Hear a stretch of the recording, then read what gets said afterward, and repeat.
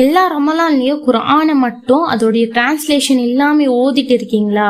அப்போனா இந்த வீடியோ உங்களுக்காக தான். உமர் ரலியல்லாஹு அன்ஹு அவங்க அறிவிக்கிறாங்க, நிச்சயமாக அல்லாஹ் இந்த குர்ஆனின் மூலம் சில கூட்டத்தாரின் அந்தஸ்தை உயர்த்துகிறான், மற்ற சிலரை அதன் மூலம் குர்ஆனை உதாசீனப்படுத்தியதால் தாழ்மைப்படுத்துகிறான் என்று நபி ஸல்லல்லாஹு அலைஹி வஸல்லம் அவர்கள் கூறினார்கள். அதே போல குர்ஆனை ஓதக்கூடிய ஒரு முஃமினுடைய உதாரணத்தை நபி ஸல்லல்லாஹு அலைஹி வஸல்லம் சொல்றாங்க. அபூ மூஸா அல்-அஷ்அரி ரலியல்லாஹு அன்ஹு அவங்க அறிவிக்கிறாங்க, குர்ஆனை ஓதுகின்ற ஒரு முஃமினின் உதாரணம் நார்த்தங்காய் பழத்தை போன்றதாகும். அதன் மனமும் நறுமணமும் உண்டு, அதன் சுவையும் நல்லது. நம்ம குர்ஆன அர்த்தம் தெரியாம ஓதலாம், அது தப்பு இல்ல, அதுக்கு நன்மையும் இருக்கு. ஆனா அல்லாஹ் மனிதர்களுக்கு இந்த குர்ஆனை கொடுத்ததற்கான நோக்கம் அந்த சட்ட திட்டங்களை அவங்க தெரிஞ்சுக்கணும், அதை செயல்படுத்தணும் அப்படின்ட்டு ஒரே ஒரு நோக்கத்திற்காக தான் அல்லாஹ் இந்த குர்ஆனை இறக்கினான். அப்படி இருக்கும்போது அல்லாஹ் இந்த குர்ஆன்ல என்ன சொல்லி இருக்கான், இதோடைய அர்த்தம் என்ன அப்படின்ட்டு தெரியாம எப்படி அல்லாஹ்வை நம்ம நம்பிக்கை கொள்ள முடியும்? அல்லாஹ் சொல்லி இருக்கக்கூடிய சட்ட திட்டத்தை எப்படி நம்ம நிறைவேற்ற முடியும்? அப்படி என்னென்ன சட்ட திட்டத்தை அல்லாஹ் குர்ஆன்ல இறக்கி இருக்கான், என்ன கட்டளை இட்டு இருக்கான் அப்படின்னு நீங்களும் தெரிஞ்சு விருப்பப்படுறீங்களா? அப்போனா இப்பவே உங்களுடைய தஃப்சீர் கோர்ஸ்ல ஜாயின் பண்ணுங்க. இதுல 30வது ஜுஸுவான அம்மா